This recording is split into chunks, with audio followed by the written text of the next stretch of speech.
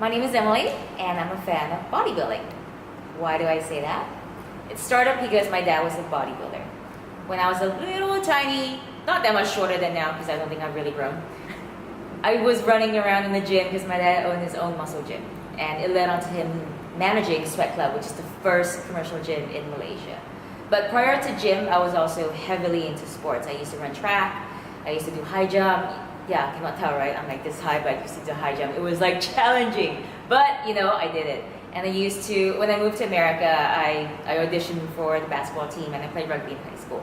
Now, throughout all those years, my parents have always been supportive with me being active. They're not pushy with me being in sports. If they were so, I could be swimming like Michael Phelps right now, but unfortunately I cannot swim, so that's like something you don't know about me. But yes, they've always been supportive with me being active at the same time keeping up with academics, obviously. And what really helped was seeing my mom constantly day in, day out. She was taking care of 3 kids, being a wife, having a job, and she also makes time for the gym because she realized that's what's really important. If you can take care of your mind, you can take care of your family, you can take care of your job, and you feel good about yourself at the same time. None of that is sacrifice. So holistically, I was taught that in the early ages and understand, a balance is not perfection, but it's not a bad thing to strive to achieve. That's really important. Now, what led me to today is the values that they have and how they've also inspired my brothers. Both of my brothers are also really active. My second brother, he was self-taught in martial arts, and then he went to a professional school, and then he went to professional breakdancing. He also self-taught breakdancing to start. My third brother was also very similar. He also self-taught dance, hip-hop. And both of them, surprisingly, have also done pole dancing. I'll tell you a little secret. Even though I was a founding member for Viva article and I've done pole first, my second brother was actually the first one in the family to compete in pole when we had our first pole championship with Clarets in 2008, and that was in Zoot, KL. Right? So that was when we had Hannah Tan and Pietro Felix doing special performances. It was like a fun time. But it led on to inspire my younger brother also competing.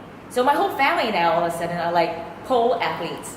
So when it was my turn to do my first competition, I was so nervous because I've never done a competition where it's just me in something creative and something that I have only done for like a year.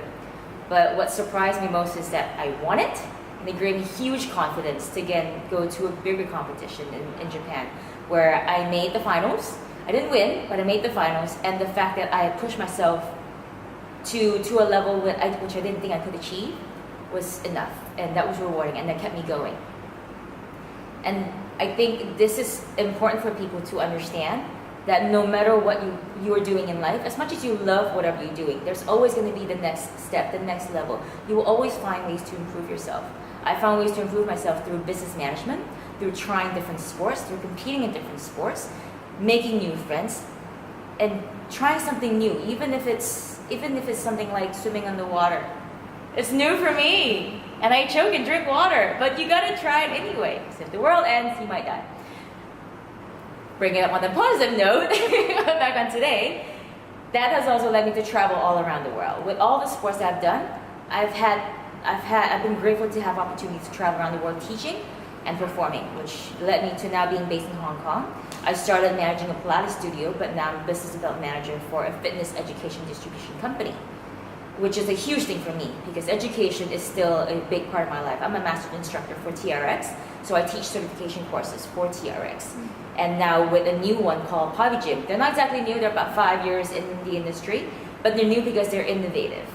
We use with reactive training and technology on floor panels and wall panels, combined with a very functional use of the TRX for just about anybody to be able to use, that links it back to how I was able to bridge pole dancing and aerial. With aerial training, you're completely off the floor. But to bridge from a lot of ground-based exercises to aerial, that's a huge gap. TRX was something I found that was useful to bridge these two. Similar to fly yoga and fly fitness. Fly yoga, fly fitness is also a suspension style of training because you still have one point of contact on the floor, but it's very much an aerial-based type of workout. In terms of pole, I still think pole is my favorite because I think pole is still the most versatile out of all. If you do something wrong on aerial, you fall, you would get really hurt, which is why it's important to have a good instructor. But in pole, even if you fall, you're not that far off the ground. And things are creative. You can put on any music and you can have any style. And everybody will perceive pole differently. I perceive pole as a way to, one, get a great workout. At the same time, if I want to just let loose and be creative and flow in the mood and flow in with the music, it's a perfect apparatus for me.